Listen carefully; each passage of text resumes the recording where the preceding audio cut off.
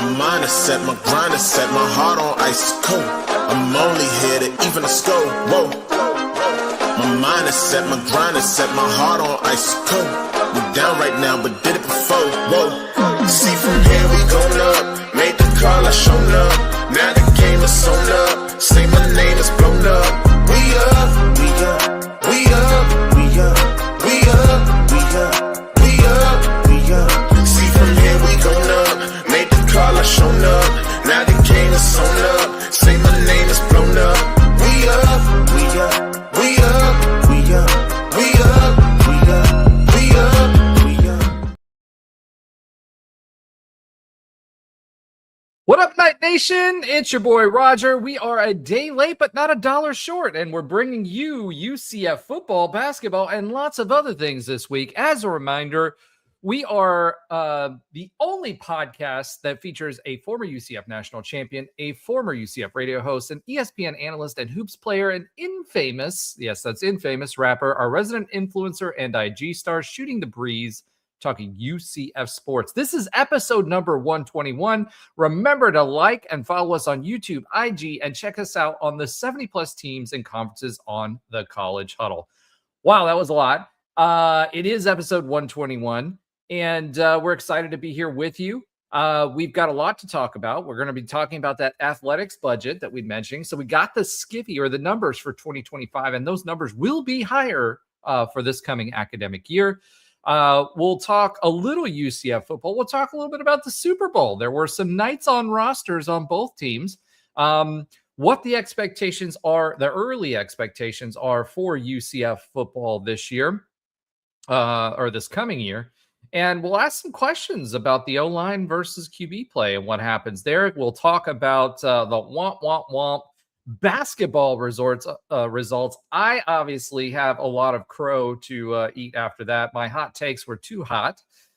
So if you remember, that was a song back in the day. Too hot, too hot. Anyway, we'll talk about where that leaves us right now relative to both the Big 12 and our chances with the tournament. We'll get to your listener love, and then we'll update you on other sports that actually we won't, because Josh is not here this week. We'll have Alan's oxymoronic stat of the week. They switch places this week. We'll give you a quick update on other UCF sports that Alan and Andrew do not watch and probably trade and bet. All right. All that being said, let me go ahead and bring the one, the only Alan to the stage. What's up, bro? Hey, good to be back. Yeah, good to be back. Let's get that hair flip. Woo. You know, Josh does not have the hair flip going on, so you know I have to rely on you to bring the juice when it comes to that. Yeah, 100%. Thank you for joining me. Obviously, we are not on our usual evening. Typically, we would go Monday night, but again, we had something going on. But we're here with you today. We welcome you to the show, and we invite you to be part of the show. So make sure you hit up the comments. We'll talk about whatever your comments are during the show. But that being said, we do have some football to talk about. I'm going to let's start with this. Super Bowl just happened, right? So we had some nights on the Super Bowl rosters. We actually had 3 nights on Super Bowl rosters, which is crazy. It wasn't too long ago that we were talking about maybe getting 1 at some point.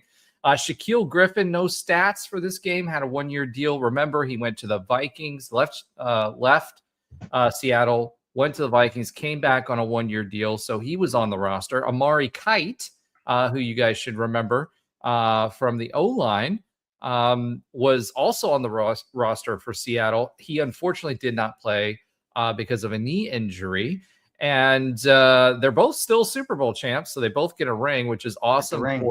Yeah, got the ring, got the bling.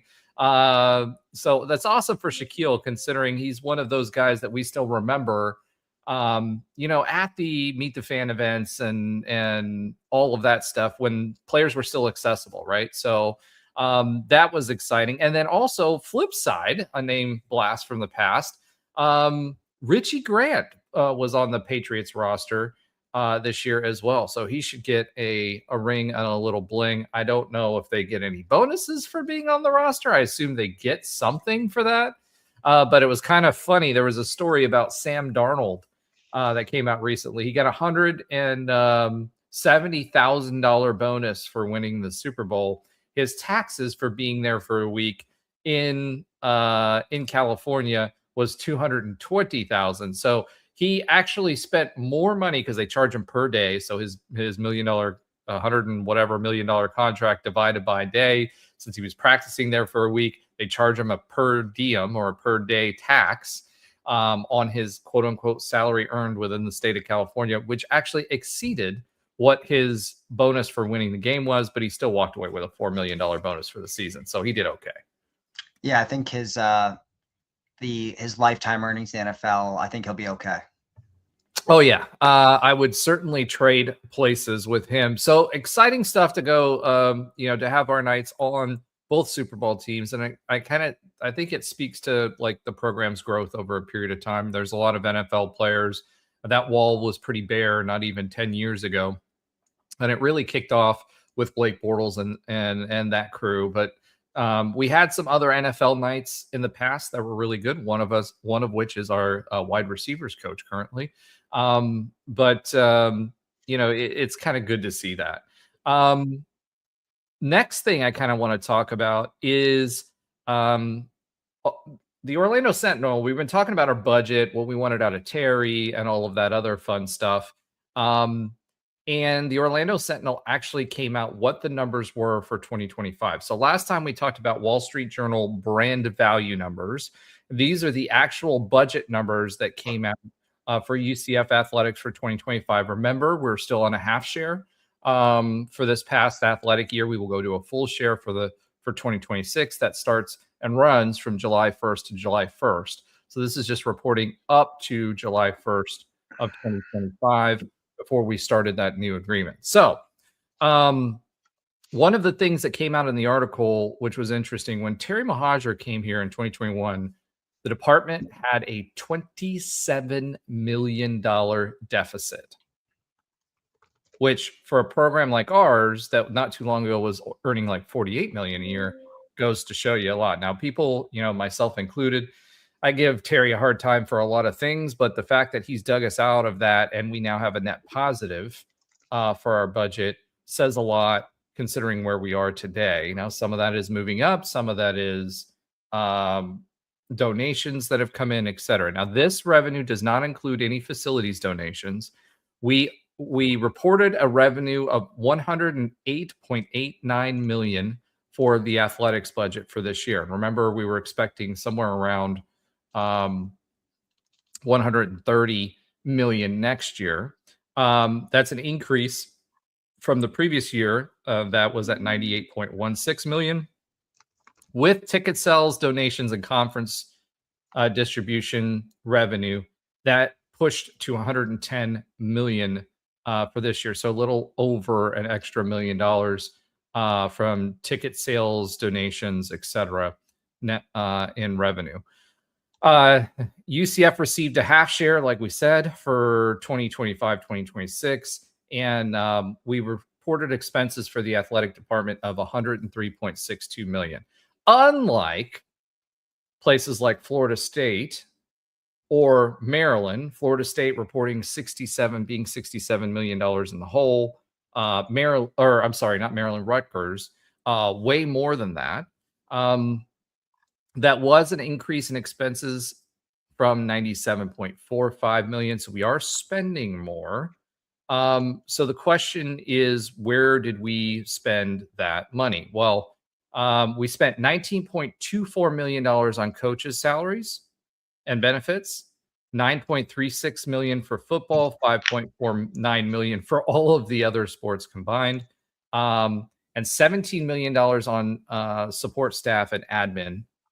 So everybody who supports UCF athletics, whether it be folks that are dialing for dollars or taking your ticket orders, those folks had those expenses. The Knights, UCF, also spent $2.23 million on recruiting, which is an increase from $1.8 million from the previous year. So that's kind of crazy considering what Gus was hauling in, and we spent $2.23 million, which wasn't too long ago. That would be crazy. Football spent $1.397 million of that. And then in team travel, there was 6 million. So 1.97 million for football, 983,000 for men's basketball. That may seem close, but remember, basketball takes a lot more trips than what football does. But they also have less people to move when they go play a game, right? So that's where that balance is. And that's because most of the games now we're chartering, which we didn't do before, and 2.45 million for the rest. Student aid, student athlete aid was 10.77 million, including 1.9 million for the Alston Awards. Okay. We also paid our first $10 million to the new football campus project. So that's debt service, right? And remember, the TDT, those funds all came from the TDT. Orange County already paid those out. And the revenues were higher for TDT, so we'll expect to continue to receive that as well. And lastly, remember, we've got 2.5 million that's still going to the AAC out of that $18 million that we're paying out. So all in all, we got 8.37 million in revenue from ticket sales for all sporting events. 6.39 of that was football. So if you wonder what drives the bus, it's football. It's going to continue to be football. So when people are asking why aren't we spending more on hoops, we should spend more on hoops, but that's why. We received 27.9 million in contributions, which is more than Rutgers. 23.8 of that went to football. Media rights, we got 9.7 million, and NCAA distributions of 378. And then royalties, licensing, advertising, and sponsorships were 14 million. So not as much out of the conference revenue as you would expect, but that kind of gives you a breakdown of what we got. So UCF football is in good shape. Did any of those numbers surprise you, Alan? No, not really. I mean, I think it's like you said, Terry's gotten a lot of flack. I think obviously most fans are going to look at the results on the field. And we know that the results, maybe outside of basketball, in the Big 12 and a couple other Olympic sports, have not been great. Primarily, football, baseball hasn't done great. But I think it is clear that Terry's a pretty good fundraiser. And the fact that he got us in the, out of the red, I think is, kudos to him for that. The AD job encompasses a lot of different facets. It's not just results on the field, but you're going to be judged that way. But it is good. I mean, I think there was a time where, especially in the first year or two of the Big 12 and other points in UCF athletics history, where we have not been in a good financial spot. During the COVID times, that certainly rang true. So the fact that we're getting out of that as we're getting record donations, as we're getting, the bigger split now from the Big 12 TV deal, it's a better place to be in. I think that will help us in the long run. So, Terry hasn't been all bad, right? There's been some good things, but all the money in the world, is not going to mean anything if they don't get results on the field, which money will help that. But you got to have the right coaches, you got to have the right players. So we'll see. I think it's still, even though he's been here for a while, I think it's still TBD to see how his hires and extension choices and all that ultimately pans out. Well, we can ask that question when we get to basketball as well, because that's a one-year deal with no extension right now, and what we think we should do there. That being said, I think what it really speaks to too is if we're netting a $3 million in profit, right? Essentially, positive momentum for the athletic department. If we did not have those TDT funds, our stadium would not be getting the expansions that it's getting. We would have to be doing more with less. We'd be doing a lot less there as well. So that's a big win. But again, we're expected to bump that revenue. It'll be it'll average about $50 million in distributions from the Big 12 on a go-forward basis, right? But remember, that's all distributions. And And for the TV revenue portion, the way they do these deals is you start at the lower amount and then you escalate to the higher amount by the end of the deal. So it'll be somewhere around 38 million extra for this coming year, or 38 million total in media rights revenue, versus the 18 million that we received this year. So that'll be a significant boost as well. Okay. That's enough about the numbers. I just kind of wanted to bring it to light because we talked about the Wall Street Journal and where they valued us. Now we're talking about, hey, what the actual budget was. But I think that's a big win, and again, shows growth as far as as far as UCF is concerned. But it does also show that we've got a ways to go, but we'll get a big bump next year as well. All right, Alan, I'm going to let you take the stage for the rest of the football stuff, except for the last two questions and North Dakota State. Yeah. So kind of the first thing to talk about, UCF posted this, and obviously Rivals posted this, but our quarterback recruit, Rocco Marriott, who was the highest rated recruit in the 2026 class, was rated the biggest steal of the 2026 class by Rivals, which I think is that's big. I mean, I think a lot of UCF fans over the years have always said, we would get a 4-star, and then as soon as they commit or flip to UCF, they immediately get downgraded to a 3-star. Or if they were at another program as a 3-star with us, they'd be a 4-star. So it was cool to see that, arguably one of our most important recruiting wins of the last, I would call it the last 5 years. I mean, this is really Scott Frost's first high school quarterback, guy, his guy in his second era here. The last year obviously was all transfers. So to have that, and a guy that's considered the biggest steal that was recruited by a bunch of schools, to have him here enrolled, if he doesn't transfer, which we today's day, you always have to consider, we know what Frost can do with a legitimate quarterback. We saw it with Mackenzie Milton, and we saw how much a legitimate quarterback can lead to winning, even when there's other holes on the team. Not to say that, those 17, 18 teams, they obviously had a lot of great players all around the field, but, Mackenzie Milton was a big reason why we went on that, 25 game winning streak. So that's great for Rocco Marriott if he stays. We already know that right now, Alonzo Barnett is a 1-year rental. So presumably he is the starting quarterback going into yeah, this year. Yeah, of course. He's definitely the starter. There's no question, but he's a 1-year rental. So presumably Rocco is the future at the position if he stays. Sure, there might be, we did get some younger transfers as well at the quarterback position. But presumably Rocco Marriott would be the starter heading into 2027, or the favorite to at least be in the competition, in the mix for it. So that's exciting. Another recruit, a late recruit that we got, Tyron Horns, wide receiver, who is a 4-star, was the biggest riser in the ESPN recruiting rankings. He actually jumped from a high 3-star to a 4-star after the recent Under Armour All-American game where he was the MVP.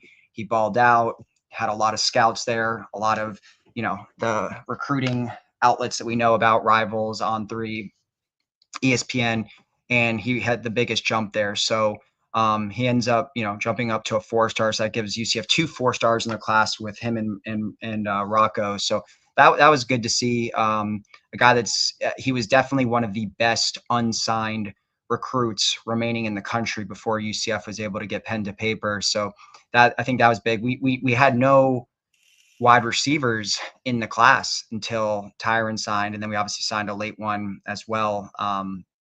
A couple weeks ago, the kid out of Hawaii.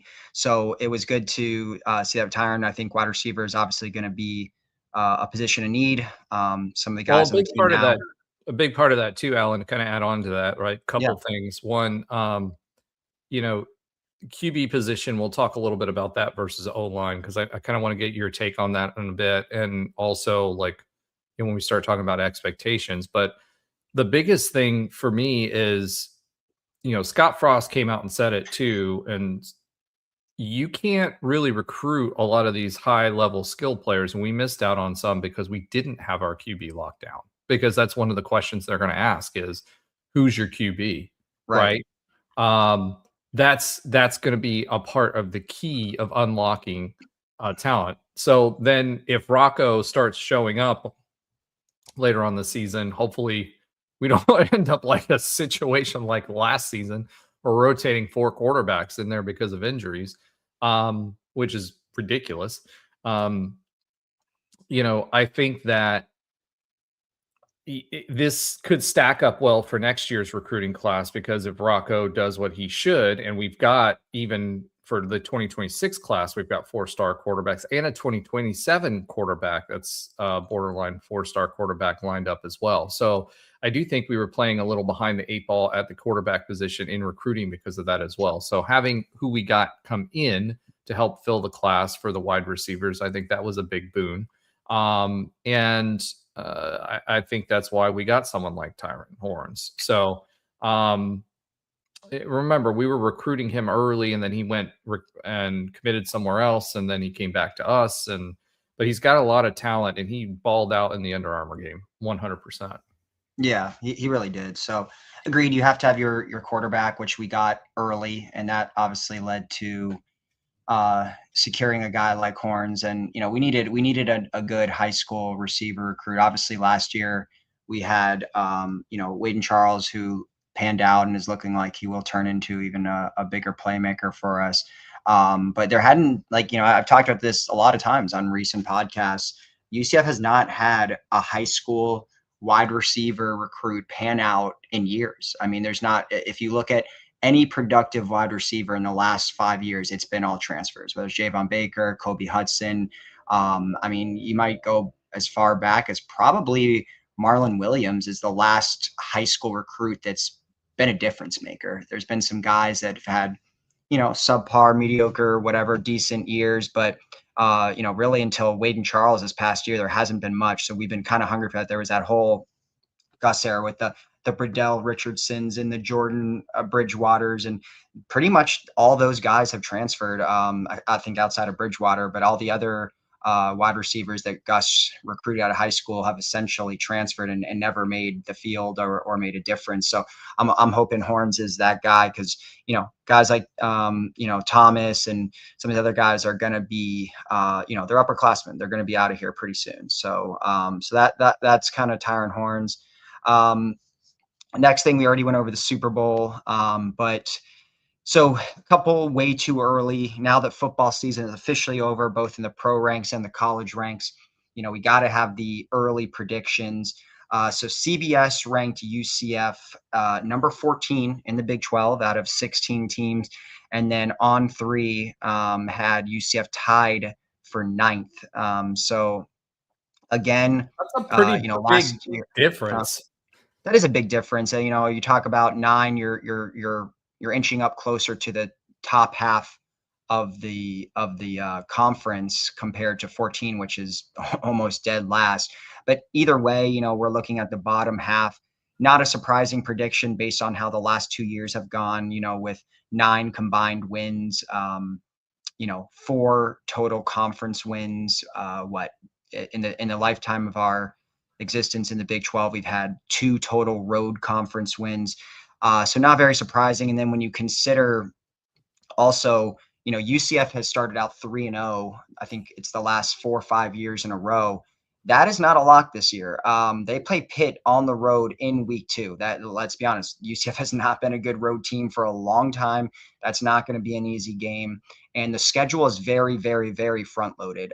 Most of the teams that are most likely going to have preseason top 25 rankings that either finished in the top 25 or are expected to have some sort of big turnaround, we play in the first 6-7 games. So, I think, again, until UCF proves otherwise, I think it's fair to put them in the bottom half. There's some caveats there. Obviously, having a much improved quarterback situation, something we haven't had. We either haven't had a healthy quarterback or we haven't had a good quarterback in a long time. So, or we had a quarterback that shows up like midway through fall camp, right? Right. Getting there late. So, I think it's fair though. I mean, at the end of the day, we already know there's a handful of teams that 100% at the very least preseason deserve to be ahead of us, whether that's Texas Tech, BYU, some teams that had some big off seasons, even like an Oklahoma State, as bad as they were last year. They essentially brought in the entire roster over from where did the coach just come from? I'm drawing a blank on where he came from, but their new coach brought in Texas. Wasn't it Texas? The UTSA. Was it? I have to. No, I think it was a Power 5 program. Let me see. It was looking real quick. So the new coach is Eric Morris, and he was at. I know it's a Power 5, so I feel like it's Big Ten. He was Morris has been it's been North Texas since 20. Okay, so I guess it was a Group of 5 school, but I know they brought in some big recruits from other schools as well. So either way, I think the point is that it is fair. Where UCF ultimately has been placed in the preseason rankings. I don't know. What do you think? I don't know. For me, so yeah, I knew it was UNT or whatever, and Morris actually was my pick. I was on our counterpart in the Big 12 Huddle, Calvin's podcast, when they were talking about hiring Grinch from the Cows, and I told them that would be a train wreck. And I told them they needed to go with Morris. Morris has won pretty much everywhere he's gone. He's a pretty good head coach. I don't think OSU will be ready, though. We're a year ahead of them for the Power 5 level next year. And I may be wrong, but I don't think that's the case. For UCF, the biggest question for me on this year's team, which is crazy, is we haven't gotten to the point in Frost's tenure yet where he's had the time to have all the pieces that you need to have that are at least above average. At the critical positions, right? So quarterback last year, for offense this year, it's O-line. That's the biggest question mark. And then the question is can someone who's experienced that we brought in at QB, who's a very good QB for JMU, played in the playoffs, can he offset the weaknesses in the O-line? Because last season we had, some serious weaknesses in the O-line. D-lines in the Big 12, since we've joined, have been really, really, really, really good. So that's not going to change for this coming year. So I don't know. To me, it's like you can look at it two ways. You either look at it as, hey, we've got a solid quarterback. We've got solid skill positions. Our running back position solid. Our wide receiver position looks like it's going to be solid. We brought most of the defense back. We brought players like Horace Lockett in, or back, like he was leaving and then he came back. So I think we did fairly well there. We're going to miss Kozlowski next year for at the linebacking position, but I think we've got some guys that backfill nicely there, and the DB core is still there. So this team can have a pretty good defense, which is going to keep us in games. The big question is, will our quarterback be enough of an offset to the offensive line? You can look at it positively and say, hey, without an O-line, you're not going to do well. Or you can look at it negatively, or you can look at it positively, which says, hey, we're going to offset the O-line with the quarterback play, and we've got a good enough defense that we should at least be middle of the pack this year. I think, to your point, though, nobody on the preseason polls are going to, whether it be within the Big 12 or outside of the Big 12, are going to vote that highly. I think where the question mark is how many one-score games we lost last season, considering we only had a quarter of the playbook down, considering we were playing ring around the rosy with quarterback last year, considering all of those things, if we can keep our quarterback from being injured, I think this team might be better than what's expected, but nobody's going to say that until we show it on the field. So that's kind of where I sit on it. I don't know yet how good this offensive line actually is. And we're throwing all these guys together. They've never played before. It's a brand new offensive line. I think that's going to hurt us, but I do think we're ahead of teams like Oklahoma State, but that's just me. Plus we need to keep that going where we beat them and everything. Right. Yeah, for sure. I mean, yeah, we might be ahead of a team like Oklahoma State, but I still think I could name at least, 8 teams that on paper should be better. I mean, look, it doesn't matter until you play the games. Who are the 8 teams? I'm just curious. So I would say for sure BYU, for sure Texas Tech. I would say Kansas State. I would say Utah for sure.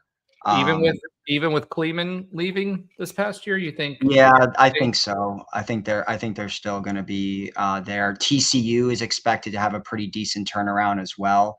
Iowa State, I don't see why they wouldn't. I mean, they've been essentially top 25 the last 3 years. They did lose their coach too, and their entire team. Yeah. So okay. So let me say the definites. I think Arizona State. I think Baylor. I think BYU. That's 3. I would say Houston as of now. I would say Kansas State. I would say TCU, Texas Tech, and BYU. So I think that's 8 teams. That's 8. Huh?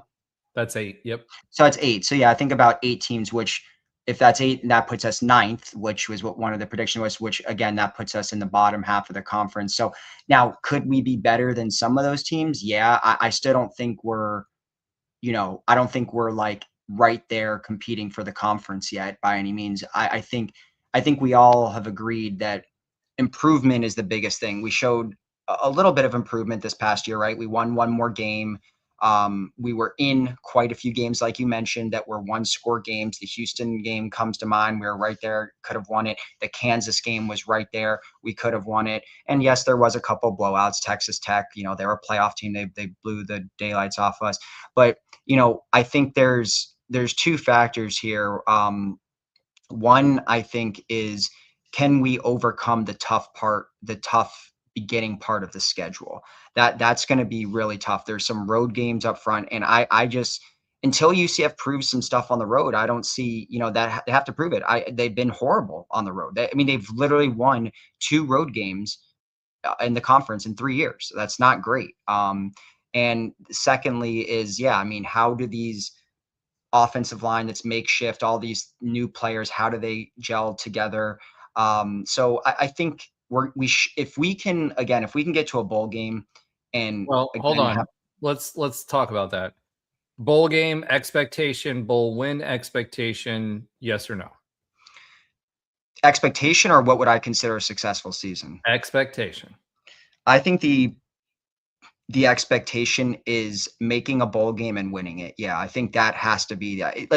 I think just a 1-win improvement where you get to 6 wins and then lose a bowl game to, let's be honest, it's probably going to be a group of 5 or a really, really mediocre Power 5 school like us. It's going to be someone that's, probably another 6-win, 7-win team. You lose. I just think you don't feel great about the season. It's just too marginal of an improvement. So yes, I think for me, the expectation is you brought in all these new players. You brought in our best quarterback, arguably since Dylan Gabriel. You brought in better skill players. You did a great job retaining key pieces on both sides of the ball. All of the guys that we wanted to retain outside of someone maybe like a John Walker and maybe 1 or 2 other guys, Dylan Wade, Dwayne Thomas, all Horace Lockett. We retained these guys, plus the guys who got in, plus the freshmen that I think there's some freshmen on there that could play right away. I think, the expectation to me is 7 wins with that 7th win being a bowl win. I think it's doable. It's possible. Especially, I think the biggest room for improvement is the close games. Like you said, if we win our 1-score games last year, we're talking about an 8-win year. We're talking about a completely different year. So if we can make the improvement there with a worse team, if we can, or have a better team now, what I'm saying, than we did last year, and be in those close games, we should reasonably win them. So yeah, my expectation is a bowl game and a bowl win. Yeah. So for me, it's going to hinge on quarterback. I think the one good thing we have is we have a good enough quarterback that, if let's say we're in that bowl situation and we're against another mediocre team, he's good enough that I think that he's going to be good enough to be able to offset that. His TD to interception ratio, doesn't matter what level that you play,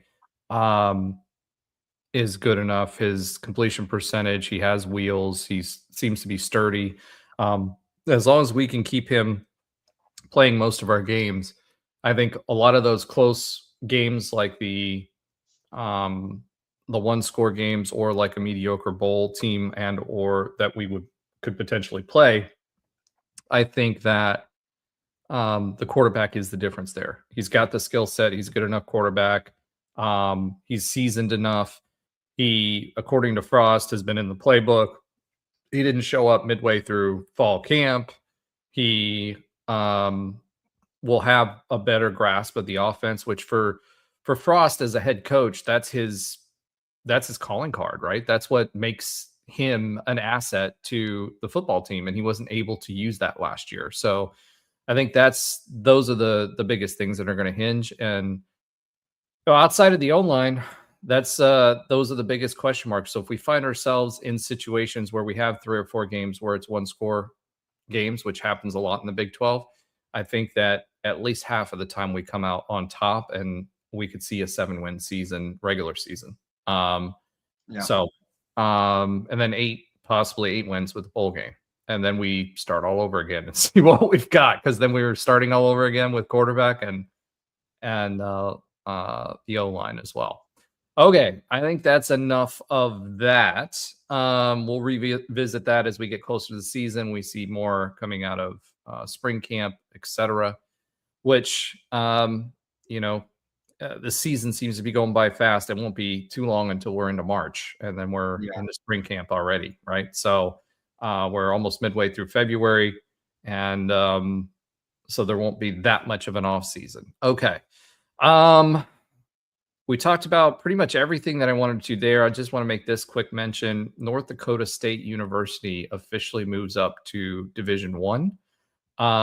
They are joining the Mountain West Conference, which is crazy. So you've got everybody from Northern Illinois to North Dakota State to Hawaii to like all in one conference. I don't know how they're going to afford it, to be honest, but and North Dakota State University, though, is a perennial D2 Rockstar program. I just don't know. FCS, not another D1. Or I'm sorry, FCS program. Sorry, I don't know why I said D2. FCS program. Consistently playing for championships, highly rated, always in the playoffs. They're a good team. It'll be interesting for me to see how they adjust and whether their budget can adjust. They're paying like $6 million fee to leave where they're at to join the Mountain West. With the resources that the Mountain West is going to have, which I guess is going to be very similar to the old Mountain West contract as where they ended up landing at. It'll be interesting to see how they can compete at this higher level as a program, not as an athletics department, because they won't be the top of the heap anymore. Just like we were at the AAC, we had the highest budget in the AAC. We moved up. That wasn't the case anymore. And it's taken a little while for us to find our footing. Yeah, I mean, they're an FCS powerhouse, and I think one thing they can look at 2 teams in recent years. They can look at James Madison and App State, who both moved up and essentially had immediate success. I mean, James Madison, and I know the circumstances have changed, but James Madison made the playoffs in they're in year 6, 7 of being an FBS school, maybe not even, maybe 4 or 5. So they have a route now, not with the 12-team playoff structure where one G5 is guaranteed.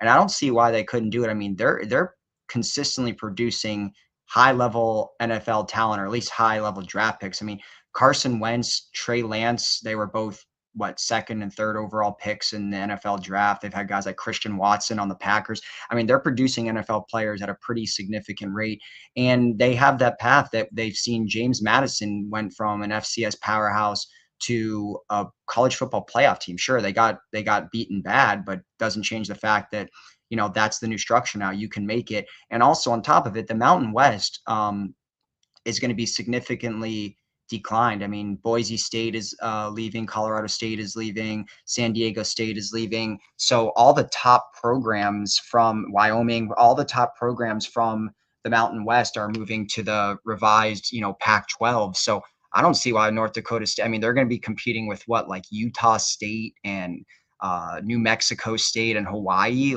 I don't see why they couldn't run that conference pretty quickly here. I'm not saying the jump up is easy, but They have Well, there's a probably difference between running that conference and a difference between doing what JMU has. And a lot of that is student size and the athletic fee. JMU has the highest athletic fee in the entire country, which is saying a lot considering UCF has always been knocked for that, right? So, they are taking a UCF path when it comes to that as far as JMU is concerned.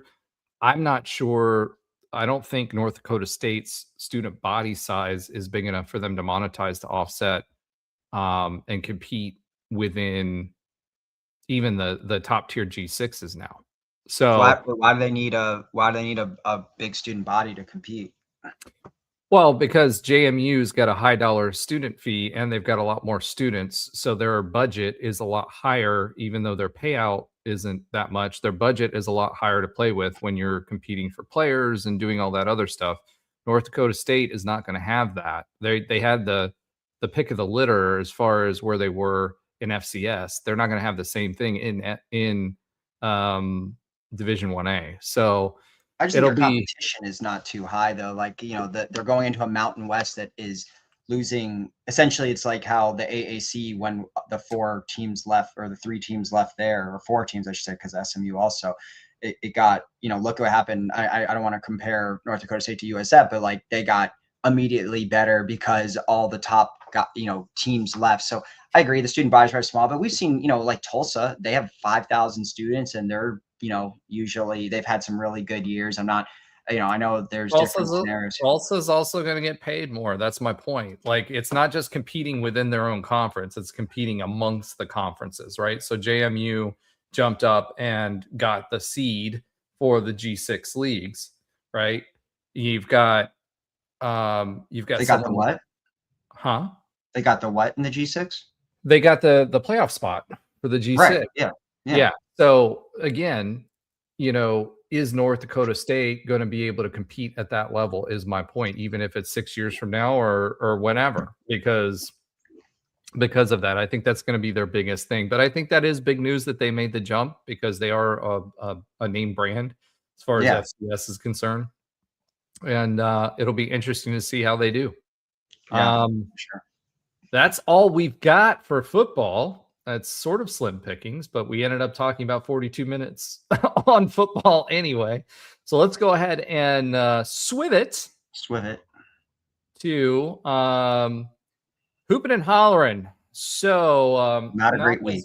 Not a great week. We come off a 2-0 week. We're all excited. We're like, no matter what, we're going to beat Cincy. I was excited. I thought we matched up well against Houston. So did Econ Advisor. If you check out the comments, I got roasted by a couple of Cougs fans. It wasn't that bad. But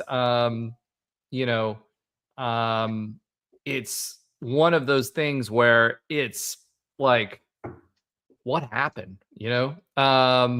Houston, we kept it close towards the second half. But then they just bodied us, for lack of a better term. Houston literally bodied us. The refs, I think, just didn't call any fouls whatsoever. I don't know why this keeps going off after 20 seconds, but let's try that one more time. But they literally bodied us. Kelvin Sampson didn't have to. I think the refs, it was a conspiracy. The refs did not want to see Kelvin Sampson strip on the court yet again. They were at home. They were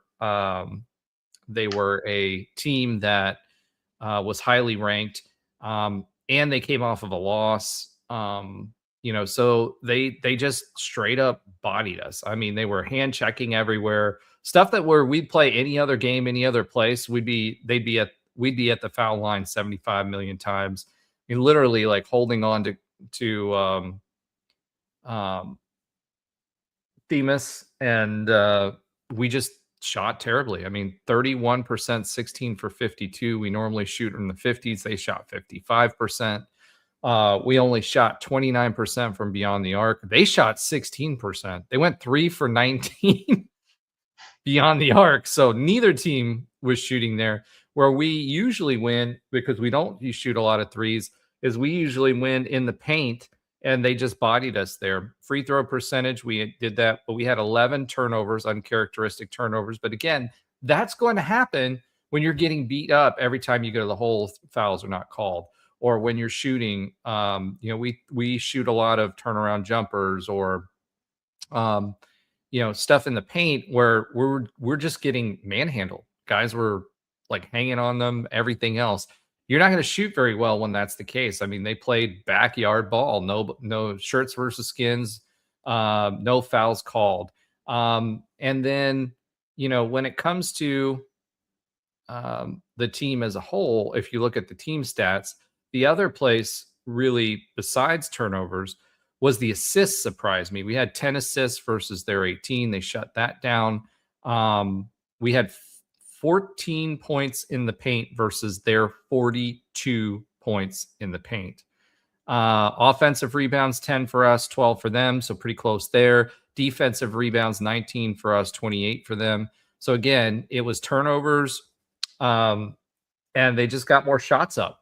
They got 12 more shots up than what we did, and we shot terribly. So it's not as bad as what you would expect, but it's 55-79. 24 points is a beatdown.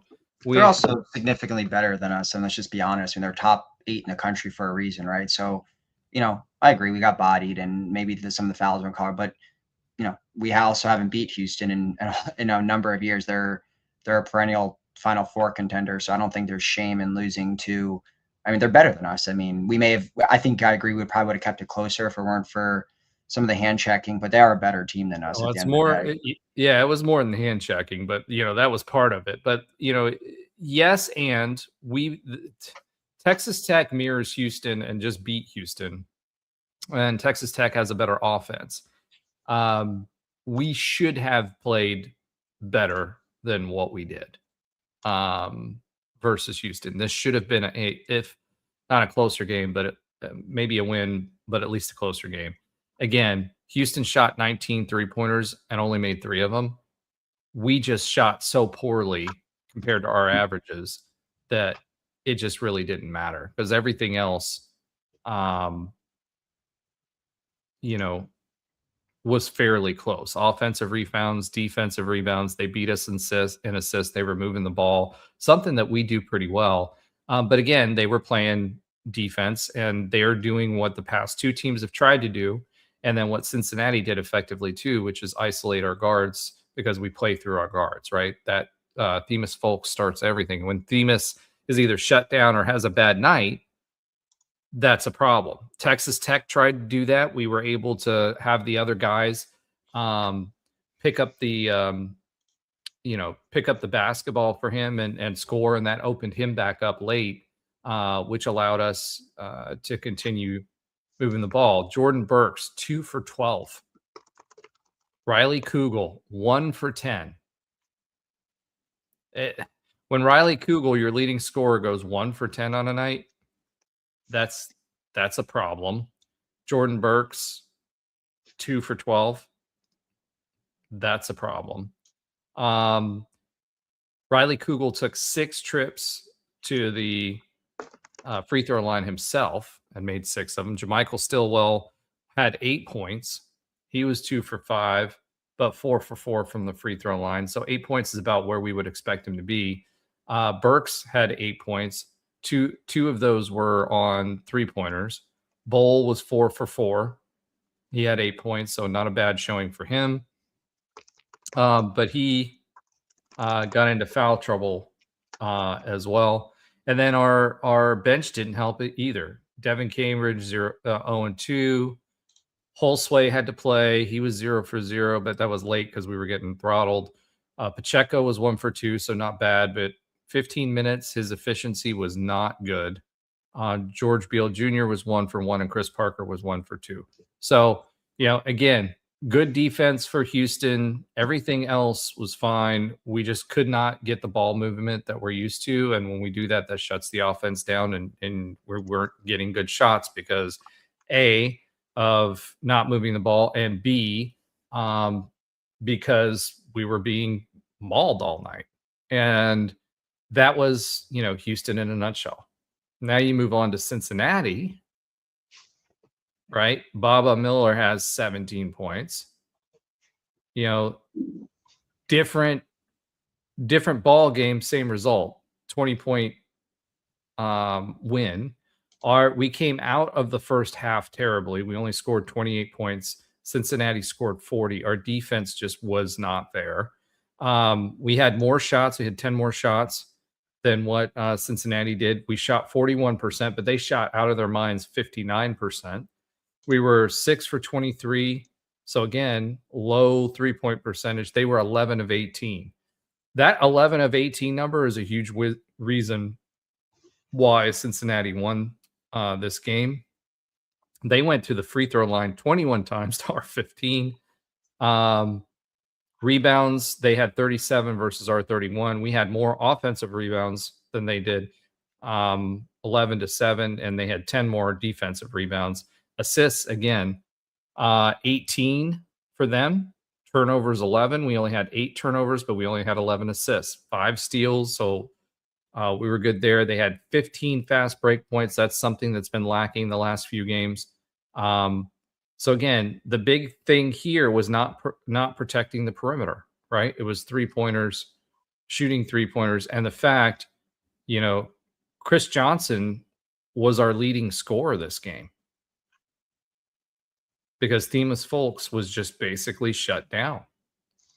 He played 19 minutes, had 0 points, was 0 for 2, 0 and 1 from 3. Riley Kugel bounced back. He played 25 minutes, had 10 points, 5 for 11. I still think that Kugel was sick the last game, so we don't have him at full capacity yet. John Bull, 4 points again, 2 and 2. But again, foul trouble. Jordan Burks had a little bit of a bounce back, but still not much. 16 points, 4 for 11. And then JaMychal Stillwell was 6 for 13 and 14 points. Chris Johnson, 6 of 13 for 16 points. So again, our 3-point percentage did not go well. They shot 61 and 59%. You're not going to win a lot of games when that happens. And a big part of that is they go 11 for 18. It's going to be really hard. And we can't shoot our way out of that, unfortunately. They just shut down Themus Fulks. Jim had a better game this game, too. He had 15 points this game. So they went, this is crazy. UCF went 1 for 11 to close the first half. 1 for 11. And then Cincinnati finished it with back-to-back 3-pointers. So it was just not a good start.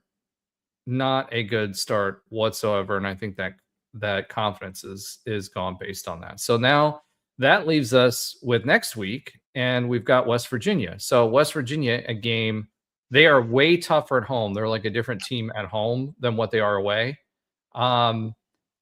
Neither one of these games really is confidence inducing, right? So if that is the case, how do you feel about going into West Virginia and playing West Virginia? We are favored to win that game. I think it's at home. Are we playing this one at home? Yeah, the West Virginia game is at home. It is. I'm sorry. I'm thinking about the other game later on in the season. So we're playing at home. We're 50, which makes sense because we played at Houston and then we played at Cincinnati. So yeah, we're due to be home. So that's 55% chance to win. We score more points, but they have a better defense. This is another really, really good defense, 63.6 points per game. They just don't score as often as we do. All the other stats, they don't have as many assists, but all the other stats are pretty close. So West Virginia's last 5, they lost to Texas Tech 70-63. They won against Cincinnati 59-54. They lost to Baylor 63-53. They won against K-State 59-54 and lost at Arizona 88-53, who, by the way, went down to Kansas. They were beat by Kansas, which is good because that buoyed and gave us a top 10 win. Cincinnati, actually, this loss actually indirectly helped us because now they're quad 1 or quad 2. I think they're quad 1 win now because we were away, or a quad 1 game because we were away. we've stayed at 44 as far as our net is concerned. And so, you know, this team, although they from a win to loss ratio,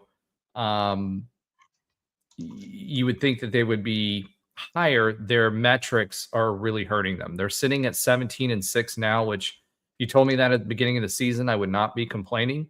They're just ahead of West Virginia, who's been a little bit resurgent here. But we went from 5th to 6th place in the Big 12. So everybody's basically considering us not a bubble team, but just like right above. The biggest part that we lost out on, I think, with these games was our ability to help ourselves rise in seeding. So we were coming off those 2 big wins. We had 2 opportunities. We needed to put Cincinnati away, quite frankly, to kind of stay on the level. But they didn't really hurt us metrics-wise. But we've got to string off some wins. So we've got, coming up on the schedule, we've got West Virginia, then versus TCU at home, then at Utah. So we really need to win 2 out of those 3.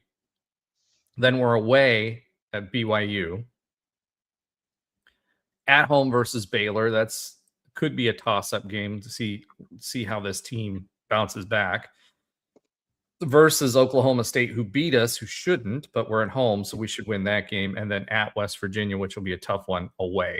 So are there 3 wins in here to get us to 20 wins? Yes. How many extra wins we get is going to dictate what our seeding is, along with how we do in the tournament. This team could still be a 7-8 seed team, depending on what they do for the rest of the season. I think BYU is the only game really that I don't expect us to win. Yeah, I mean, I think there's a couple things here. Like you said, I think there definitely is a path to get to 20. I will say, I think UCF, relative to the last 2 seasons in the Big 12, this year has shown extremely good resilience after losses. You look at non-conference play, the 1 loss they had to Vanderbilt, they ended up, winning out the rest of their conference games. Then this, in conference play, they've only lost 2 games is the most they've lost in a row all season long. So when you talk about the Oklahoma State loss early, they rebounded by beating Cincinnati and Kansas State. Then they lose to arguably the 2 toughest teams all year on their schedule. The number 1 team in the country, Arizona, has, just got their first loss. And then Iowa State, who was number 5 at the time. Yeah, they lose to both of those teams. And what do? They go on a 3-game winning streak, beating Colorado, ASU, and a ranked Texas Tech. So then you talk about this. Houston, number 3 team in the country now. We lost to, on the road too. And then, Cincinnati, obviously not nowhere near as good as Houston or anything, but also on the road. I feel pretty good about it. I mean, they've shown that, they don't spiral out of control. Like last year, I think we had that, whatever it was, 6-7 game losing streak at one point in the conference play. Well, part of it was that those players gave up too, because they knew they were transferring. Yeah, that probably went into it. So TM shut down. Who's the guy that went to Auburn? I can't remember. Oh yeah. He's actually doing really good over at Auburn, but but he's the whole team. Yeah. So, but either way, they've, this year been a lot more resilient. They've only, like I said, lost 2 straight. That's the most they've lost all year. And going from Houston now, West Virginia at home. I'm not saying West Virginia is a cakewalk by any means, but I feel good about playing at home. And then you have TCU. I mean, to me, like you said, all these games are winnable, probably besides BYU. I mean, you talk about you have 4 out of the 7 remaining games are at home, which favors us. We've played a lot better at home. And most of the teams we're looking down upon in the standings, really outside of BYU. So, I feel good about it. I mean, yeah, sure, the last 2 games weren't confidence inspiring, like you said, but these are very winnable games for UCF. We've bounced back all year. We've hung tough. I mean, there's been 3 blowouts all year, right? You had Houston, Iowa State, and I think there was maybe one more that we lost pretty badly. Otherwise, they've hung tough with some of the top teams in the country, Arizona most notably. This team has showed their game. And yeah, I don't think they're a bubble team. Maybe they're on the fringe of being like close to that, but I follow these projections now really closely lately, and everything from the bracketology by ESPN to CBS to even just random Instagram accounts that cover college basketball. Most I've seen, the worst case scenario that I've seen is like a 9 or a 10 seed. So I think they're well within, barring some sort of collapse, they're well within, making it to the tournament. And yeah, there's 3 more wins on this schedule. So I don't by any means think they're going to, win out or anything, but I don't think these last 2 games make me feel any worse about this team. I mean, it's basketball. You're going to lose games. That's just part of it. They're in the toughest conference in America, and they've already beaten multiple ranked teams. So they're going to bounce back. I'm confident. They're still healthy, knock on wood. I think Johnny will have them ready to go against West Virginia. And I think a home game is exactly what we needed after 2, road games in a row. Well, I think the big thing for me is we're above 500 still by a game in conference, right? So not only are we 17-6, but we're also above that traditionally. And I do think there's a little SEC bias going on here, which I don't know why, because they're not great. I think there's no way that this team doesn't finish above 500 in conference, which traditionally means automatically you're going to be in the conference tournament. That would put us at 20 wins. Oh, we're going to be in. Yeah. Yeah, we would be in the not the conference tournament, the NCAA tournament. 20 wins for a lock. With the wins we have, the net that we have, I think there's no question. Yeah, so I think that's the case. I think this team could finish 1 above 500. So if they get 4 more wins, that puts them at 21 wins plus conference tournament. I think they're playing for seeding. I think we're still playing for seeding. I do think that Themis Fulks has been off the last game or 2 as well. I mean, people have been trying to shut him down the last 2 or 3 games. Arizona State tried to do it. Texas Tech tried to do it. Colorado tried to do it. And they weren't able to. But the big losses that we lost are big losses, right? Iowa State, who was number 9, 87-57. Number 8, Houston at the time, which is now number 3, 79-55. And then Cincinnati, I don't know. Something's missing. I think Kugel is just getting back into shape. Played a lot better against Cincinnati. I think he'll be back to full strength against West Virginia. We're getting from Fomina. We got Fomina back against Cincinnati, so he needs to get back into playing shape.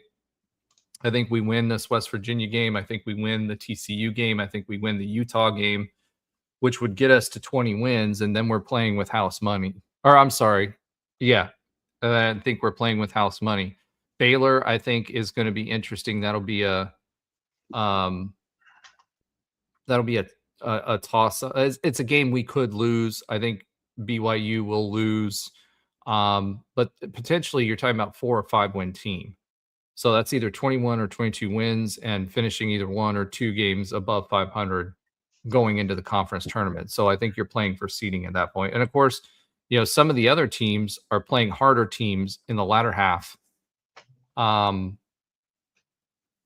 the conference slate than what they did before. So what's your takeaway? I mean, for me, what's my takeaway? I think we're clearly a conference team. I think we're playing for seeding now. I like where we are for the rest of the schedule. And, I think this team will pick it up. I think 4 wins would be a solid close to the season, which is great because we're not like we were in the AC where we had to win every game. If you get 1 loss, you're pretty much out of the tournament in a one bid league. So one other question that we have about basketball, Johnny Dawkins, to extend or not to extend? Do you think he's going to retire? One of the interesting things one of the interesting things is that currently Johnny Dawkins, he had that extension that he got last year for 2 years. He does not have a buyout on his contract. He does not have anything past or the ability to extend past his current contract. If you are, let's say we get to the tournament, maybe we get one team or one win, right? Or maybe 2 wins. We get to the Sweet 16 or the round of 32 or whatever. Do you think Johnny Dawkins, do you think he would stay or we would offer him to stay? Do you think he would stay or do you think he retires? Or he If set we get himself to up? which round? We win 1 game or maybe 2. So round of 32 or Sweet 16.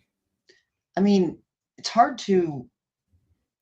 I think Johnny has wildly outperformed expectations all 3 years in the Big 12. If anything, he's done a better job since we've gotten to the Big 12 than, where he faltered was in the American. I mean, it felt like those teams that we had, we could have done more with in several of those seasons. But in the Big 12, we were the first year, especially respect to be last place, went way more, did way better than any preseason expectations. Then last year, he makes it to the final of the college basketball crown, which I know is it's not the main tournament. It's, not something that's super exciting, but it's still impressive to get there. And there was also those big upset wins that we had last year. So for me, I'll take the retirement question. I'll put that to the side. If we're forget his age for a second, if we're talking about if he deserves an extension, I think he does. I mean, every year in the Big 12, he's improved. That's more than you can say about a lot of the other UCF athletics sports right now. And right now, he's on the path of taking UCF to the NCAA tournament for the first time since 2019 with a brand new roster. I mean, I think we have to give credit for the talent evaluation that he did when you don't return a single player from last year's team, especially guys that, did really well for us last year. And to turn that, all those transfers, especially from a lot of them from smaller schools, to turn that into a tournament team, I think is really impressive. And I've been critical of Johnny just because I felt he did nothing in the American. I know you can make arguments about resources and things like that, but I don't think the performance in the American was just kind of lame overall, just to be honest. And now with what he's doing in the Big 12, and yes, there is more resources now, but yeah, I think he deserves an extension. Now you have to consider the age factor. How many years? I don't know. I don't get paid to make those decisions, but yeah, I think, he doesn't deserve to be a lame duck coach anymore. He's improved all 3 years. What else can you ask for? I think if most people said, who do you think has a better chance of making, the playoff, football or basketball after 3 years? I don't think a lot of people would have said basketball. And the fact that he's doing that, arguably been the best UCF sport on campus now for the aggregate of the 3 years, and just the excitement, the upset wins over Kansas twice now, making the college basketball crown finals, and now on the verge of making our 5th or 6th ever NCAA tournament appearance. Yeah, I think he does deserve it. Now, do I think he retires? I think it could be a logical way. Like, he's, doesn't have a deal in place. He's older and he finishes on a really high note, bringing UCF to, let's say, maybe you get to the round of 32, or maybe even get to the Sweet 16. If everything breaks right, then, it could be a logical way for him to retire, not have to deal with any sort of, awkward conversations and whatnot. So I don't know if I have no idea about his retirement plans, but if it's just the question of purely, does he deserve an extension?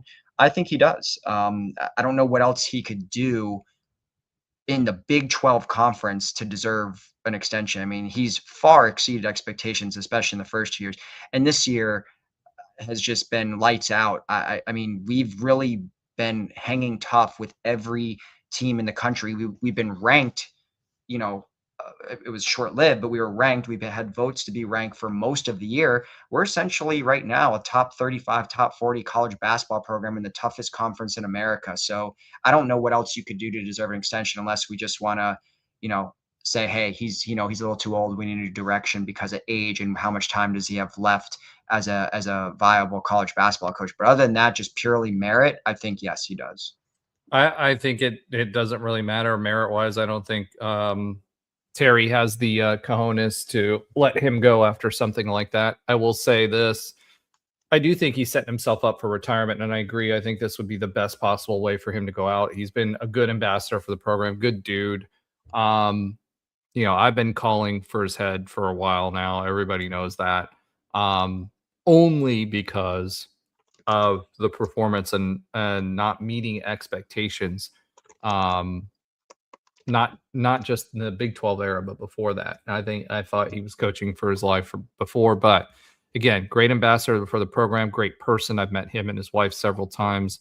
I've said this before. I would let him watch my kids, or send my son to his basketball. He went to his basketball camps. I do think that Johnny's a great person, and now that he's kind of brought in Adam Hood and some of those other folks in, I think he's able to focus on what he wants to focus on, and now the way the offense is running and the different looks that we have on offense, I think that's helped us a lot. I also think that there's a lot to be said for our Moneyball GM, who we brought in and did really, really well for us this year as well, as far as bringing in the talent.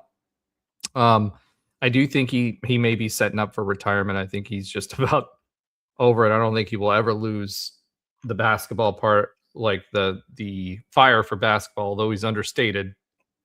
I do think he wanted to win for UCF. I think he wanted to win at UCF. You can tell how much he enjoys when the students get into it. And I think he wanted to be accepted that way. And I think in large part he was, but it'll always be, if he does retire, it'll be a what could have been with Johnny Dawkins. And that's sad because I really wish he would have been more successful than he has been up to this point. That being said, he's on a heck of a run this year. And the right people are in place. And I'm not unconvinced. I know that's a double negative that he didn't set up Adam Hood and those guys to take over for him when he leaves. So I think he's setting himself up for retirement, but that's just me. Unless he gets a wild hair and a really good job offer, which he might, at a big name program or a payday, he may go take that, but I doubt it. He doesn't feel like that type of guy to do that kind of thing. I think he wants to go out, and this would be a perfect season, no matter how it turns out, for him to go out on top. But you don't think he deserves an extension? I mean, if we're going to do just keep tacking on a year as show me contracts, fine, as just kind of a thank you. And then if he does it again next year, then it's like, okay, now we're having a different discussion. But there's been way too much mediocrity to get to this point. But I don't think the last 3 years have been mediocre. I think if you exceed expectations, it's relative, right? So I feel like the last 3 years, he's really exceeded expectations all 3 years. I don't know what else we can ask for. It's not like we can expect to be, the Big 12 conference favorites through 3 years, right? I mean, so I don't know what else he could have done in these 3 years other than maybe. Let's look at it a different way. What if we had hired somebody else during that time? Maybe, yeah, it's possible. I mean, let me ask you this, Will. So if we go from year one, which was, again, exceeded expectations, had some big wins, but obviously, there was nothing too special. We didn't make anything. Then you go to year two, an improvement where you make a postseason tournament, make the finals of it. And let's say this year, let's say he gets to the Sweet 16 and we lose a real close game. We're on the verge of making the Elite Eight. Would that, change your opinion at all? If we basically Sweet 16 would be the farthest we've ever made it in the tournament. Not in this era. I think you give him a 1-year contract. If he does it again next year, then okay, cool. We'll have more money available anyway. I think if he does it again next year, let's do it. If he's going to stay. I mean, you could also do the you could do the 1-year prove-it deal, but couldn't you also do let's say you did a 3-year deal, but you make the buyout extraordinarily low so that if we have to fire him or however you do it, where without disrespecting, whatever you want to call it, we're mutually parting ways. It's not like anything crazy. I mean, you could. I'm not sure I would sign up for 3 years of Johnny Dawkins at this point. Yeah, I mean, it's fair. I mean, I get it. His overall tenure, I would say that's a fair response based on his overall tenure. But I think he's kind of saved his best for last with this Big 12 era. I mean, I think all 3 years have been impressive. Like I said, I think UCF basketball has been the best program on campus. I guess I don't watch all the other Olympic sports, but of the big three, big four sports, if you consider men and women's basketball, football, baseball, I think, it's been the best by far. But yeah, I mean, I can get the sentiment of why you wouldn't necessarily, want, sign up more, especially given his age. But it'll be really interesting to see because we are in a potential transition year with whether it's just the fact that he has no time left on his contract or the fact that he's a much older coach. We're on a collision course anyways for a new coach sometime in the very near future. I mean, right, when you're talking about a guy that's approaching his 70s, that's on the horizon regardless of his record and whatnot. So it'll be interesting to see what UCF does here, especially if they make some sort of Cinderella run. Be very interesting. So I think that'll be a big storyline in the offseason. The other piece that would be interesting with that is, okay, if we do make a Cinderella run, there wouldn't be a better time for us to go try to attract another coach, right? Because you can win at UCF. You can, basically you are in the Big 12. So it's not like you have to, you just have to be above average to make the tournament every year. If you're above average in the Big 12, right? If you're 50% in conference or above in conference, you're going to make the tournament every year. So, I think we would be better positioned. Plus, our budget next year will be higher for basketball than it was this year because we're earning more income.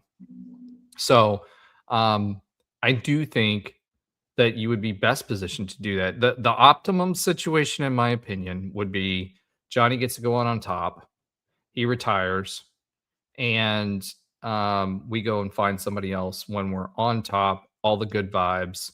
He gets to ride off in the sunset. Like I said, I want him to get all the accolades. I want him to sell it. He truly celebrates when we win. He's done that throughout, right? But I just don't think he's the coach that can do this consistently in the Big 12. Now, if we give him an extension and next year he does the same thing, I'll gladly eat crow like I did after that Houston game or after the game against Cincinnati. And that means we're a winning basketball program and there is a future with Johnny Dawkins. So I feel like that's where we're at with this. And ideal state for me would be JD wins a few games in the tournament, goes out on top, a winner, and retires from UCF, and we would welcome him back with open arms anytime he wanted to come back to UCF. So he is the winningest coach. He has had the most success in UCF basketball history. But again, what if he wasn't head coach and somebody else was? Yeah, I think we're going to look back at him as our George O'Leary of basketball. I really do. It kind of mirrors it in some respect. Not to say that Johnny Dawkins built our program like George O'Leary did for football, but it's kind of like that, an older coach that's actually in today's crazy world of college actually has tenure. I mean, he's been here a decade, and you don't see that all the time now. And he kind of helped usher us into the bigger and better conference, had some success, like you said, the most wins in program history. So I think we'll look back fondly, despite there being disappointments, despite there being probably will end up being just 2 total big dance appearances in his tenure. But I think overall we'll probably look back and be like, he was a big part of UCF basketball history, especially if we continue on this trajectory right now. Like you said, I agree with that point. It would be a really good time to hire. If we make a Cinderella run, it'd be a great time to hire some young, good coach that is, the next phase of UCF basketball. But I think, Johnny will get some credit of ushering us into, the hardest basketball conference in the nation. Well, he did it by default, so there was nobody else to do it. All right, let's go ahead and It's the same way I feel about Terry, though, getting us in the Big 12. He didn't do anything that was already in motion before he got here, right? So, granted, there's other things that he did well from fundraising perspective, but he doesn't get credit for that one. All right, let's go ahead and swiv it yet again. Swiv it. All right, let's swiv it into a little bit of listener love. And as I said earlier, I did get a little bit of heat from Cougs fans after my hot takes. So let's start here. Econ Advisor says Big 12 nearly folded and desperately added 3 AAC schools and BYU, none of which they wanted for at least OU and Texas didn't before leaving the conference. He also says Sampson's team is not his best and he's nearing retirement. Would have last year if he'd won the NCAA tournament last year. Unfortunately, Sampson didn't. At 12 Cougs says, let me move up to that conversation. Econ says Houston never loses at home. We broke a 33 game. He goes from, hey, we match up well to this, right?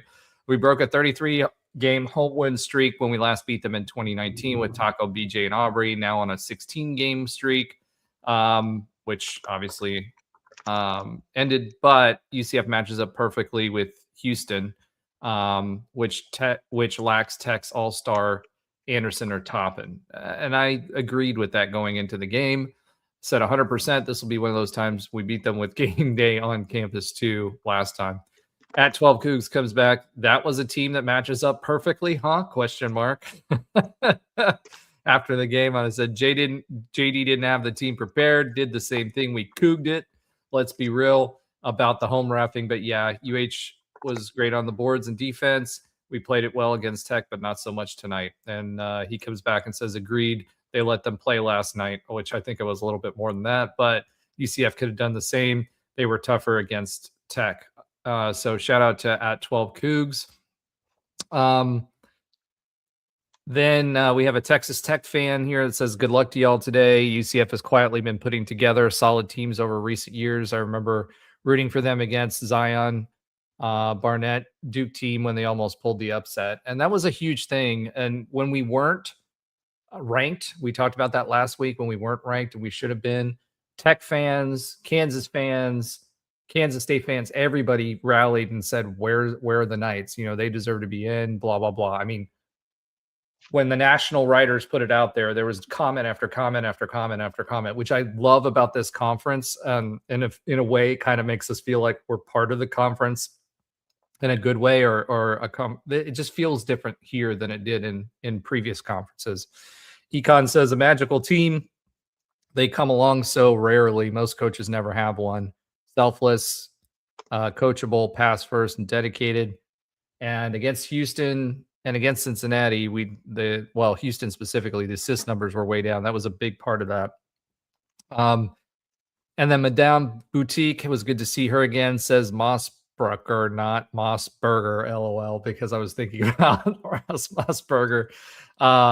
And I said Mossberger. So thank you for correcting me on that. And then Scott 5322 says Cougs after the win. I said, well, you didn't coug it. We did, LOL. And then Tufus 1523 says participation trophies for the SEC.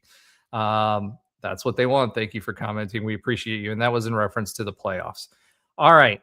With all of that being said, I just want to thank everybody for liking, subscribing, sharing, and commenting. That makes our show a whole heck of a lot more fun. And it lets us cater our show to you because we do it for you. Continue to do that because the more people that you refer that watch the show and that subscribe, the more reach that we have. So let me go ahead and swiv it yet again to Alan's oxymoronic stat of the week. Okay. Well, it's pretty short, but wanted to keep it with the Super Bowl theme. Probably would have done this last week if I was on the show, but I wasn't last week. So Slacker. Now, huh? Slacker, right? So with Shaquille Griffin and Amari Kite being the two newest former Knights to win a Super Bowl, whether they're on the practice squad or the main roster, they become the 14th and 15th former Knights to win a Super Bowl. So there's been now a total of 15 Knights that have hoisted the Lombardi Trophy.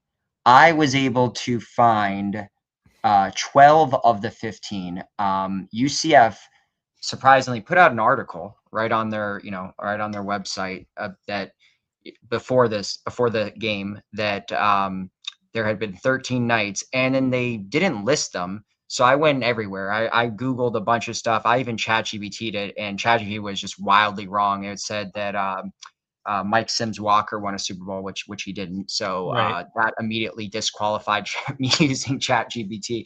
But I was able to find a shadow of doubt these former Knights that have won. So Asante Samuel is a 2-time Super Bowl winner. Josh Sitton obviously won with the Packers. Mike Gradaduria, don't know who that player is. Mike Grudadoria? Grudadoria. Yeah, he was back before we became Division One. Okay, shout out to Big Mike there. Jordan Franks is the most recent one. He won with the Chiefs a couple of years back. Ja Reed was the most recent one before that. He won one as well with the Ravens. Cornell Green, Darcy Johnson, one of our first really good tight ends. Atari Bigby, another great DB for UCF. Charles Lee, and then the last one I found was Mike Greco. Shout out Mike Greco, who is a former UCF quarterback. I think he was there my sophomore year, played a little bit. He won as a practice squad member of the New York Giants when they beat Tom Brady and the Patriots. And then, of course, now Shaq and Amari. But I cannot find those other three. But UCF put out an article with that number, so it must be true. But I tried to cross-reference as many names as I could find. I went through all of their draft picks. Those were the easiest ones to find. But then, like, guys that were, unsigned, undrafted free agents, looked, couldn't find. So whoever those other 3 Knights are, shout out to you. But cool to see that, like you said, more Knights are winning. And then there's a whole other, list that's even bigger than this of UCF players that have made it to the Super Bowl, but didn't ultimately win. Guys like Richie Grant, for example, this past season, and there's been a few other guys on that list as well. Yeah, so I just wanted to see, because you'd mentioned ChatGPT, I wanted to see what Gemini would spit out. It says as of February 15th, a total of 15 former Knights. Yep. I'm not seeing anybody else on here that I didn't mention. Yeah, like I don't get it. But the reason I know that number's got to be is because UCF literally posted this article, 5 days ago, where it said here. So here I'll say UCF players to win a Super Bowl. Yeah, this article comes directly from UCF.edu. This was created on January 26, 2026. It says to date, 13. This is obviously before Amari and Shaq. To date, 13 former Knights have hoisted the Lombardi Trophy. So unless UCF is incorrect, then I'm going to have to assume that number is correct. Well, even if you count Asante Samuel's 2, it still wouldn't equal, right? Yeah, it still wouldn't equal that. So maybe we'll reach out to UCF's SID and see if we can get the info. Or I see this article was on UCF EDU is written by Jenna Marina Lee. So Jenna Marina Lee, you have some explaining to do. Oh, you got called out on your journalistic integrity. We could always ask Brandon. Brandon would probably know that. Brandon would know that. That's UCFsports.com. I would definitely. We should reach out to Brandon. Why don't you reach out to Brandon? I'll ping him as well, and we'll see if he can come up with the other 3. So we'll see if we can stump the literal encyclopedia of UCF football knowledge. Stump the Schwab of UCF football. Yeah. Exactly. All right. That being said, thank you for that half stat of the week. Let's go ahead. I'd say more like 3/4.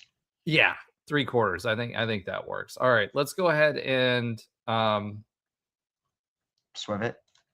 Well, hold on. This timer thing, I keep clicking the wrong button on here and it goes to the timer, which turns it off. Let's go ahead and swiv it to a quick update on other UCF sports that I don't That watch. Alan and Andrew do not watch and probably trade too, but that's okay. All right.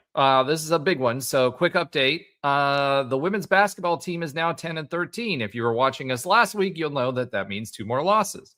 They are currently number 14 in the conference, and they recently lost to Utah 57-67 and Oklahoma State 58-81. So TMS's seat better be getting hot. We are only 6 games back from first. No, we're not. Only 2 winnable games left with an upset, Cincinnati and Houston. Next up, we have number 19 West Virginia away Wednesday at 7 p.m. So if you're watching this on Tuesday night with us, it's tomorrow. If you're not, it'll be on Wednesday. And at home versus number 11 Baylor Sunday at 2 p.m. at CFE Arena.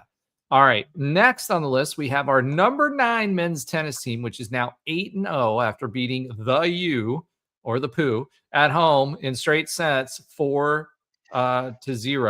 Up next is the ITA Championships in Waco and Dallas, the 13th through the 16th. So that's coming up this weekend.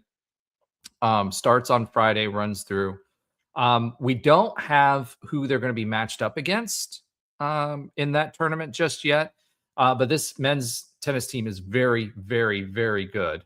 And I expect to see them do well in this tournament. And then it's back to the regular scheduled program after that. Number 25, women's tennis was idle this week, so they didn't have any games this week. They are heading to the real South Florida for a doubleheader at FIU in Miami coming up on the 13th and the 15th at 1 p.m. in Coral Gables.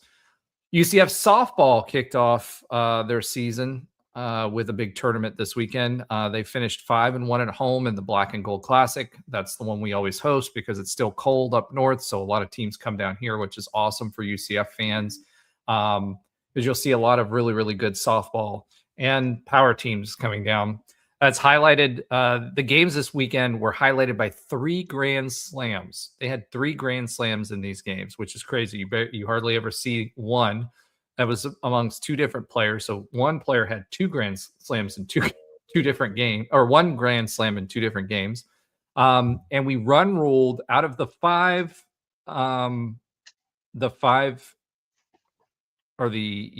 games that we played. We run ruled 4 of those wins, and we only lost 1 this weekend. So we played Boston University. We won 13-0. Remember, if you run rule by the 5th, you're more than 7 runs up, and you get past a certain amount.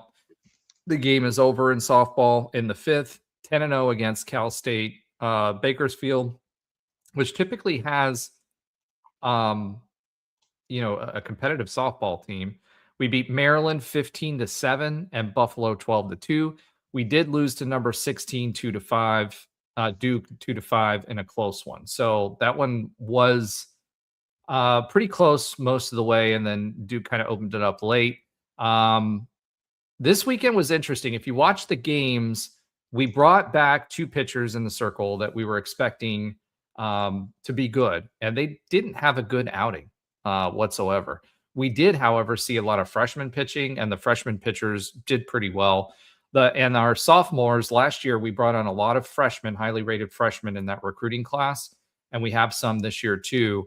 But they did really well hitting. So that bodes well for us because as sophomores, they're really turning up the wick on offense this year after their freshman year.